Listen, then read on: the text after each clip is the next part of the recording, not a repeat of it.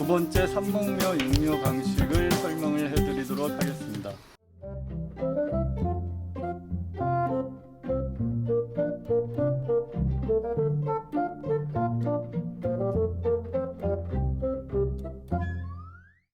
먼저 유인묘는 어미묘로부터 절단을 하지 않는 상태로 그 자묘를 육성을 하는 방식이고요.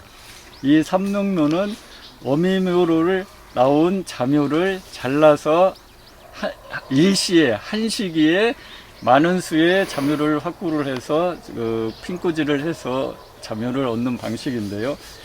일반적으로 런너가 유인묘 방식은 런너가 이렇게 나왔을 때 이것을 자르지 않고 바로 이렇게 핀꽂이를 해주는 면에 반하여 삼목묘 방식은 이렇게 런너가 나왔을 때 이 런너의 이 뿌리 발근이 된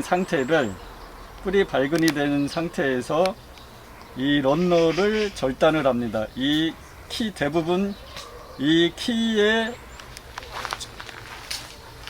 키에 준해서 이 런너의 끝선단을 잘라주는데요. 런너를 자르는 길이는 대부분 이 묘의 키만큼에 준해서 자르는 게 일반적이고요. 이렇게 런너를 자르면은 요 밑에 이제 뿌리가 있습니다. 이 뿌리가 발근이 됐는데 이 뿌리의 발근 길이도 약 2mm에서 3mm 정도 이렇게 뿌리가 발근이 된 상태의 묘를 가지고 우리가 이용을 하는데요. 역시 이 런너도 이 잘려진 런너도 마찬가지로 이렇게 포트의 뒷부분 가운데 안쪽으로 해서 이 바깥쪽 이 끝부분에 가깝게 해서 이렇게 핀으로 꽂아주면 되고요. 이렇게 해서 핀꽂이를 해서 이 뿌리 발근을 시키면 됩니다.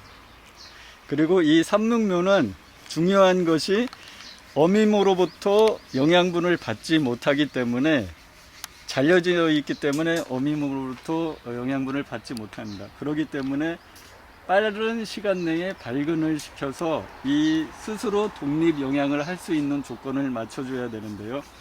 그렇게 하기 위해서는 핀꽂이를 한 후 이 옆이 말라서 죽지 않도록 이 공중습도를 최대한 100% 가까이 해서 잎이 시들지 않게 하고 일주일에서 열흘 정도 그 습을 계속 유지를 시켜서 이 묘가 죽지 않도록 해주는 것이 가장 큰 관건이 되겠습니다. 그렇게 해서 한 열흘 10일 정도 이 생명을 유지를 하게 되면 그 뒤에는 뿌리가 나오고 뿌리가 나온 상태에서는 자가 영양을 할 수 있기 때문에 충분히 살아가서 나중에 한 70일 후에는 유인묘와 거의 비슷한 형태의 묘를 만들어서 우리가 이용을 할 수가 있습니다. 이 삼목묘에서 가장 좀 중요하다고 생각되는 것은 이 첫째 삽수 묘를 채취를 할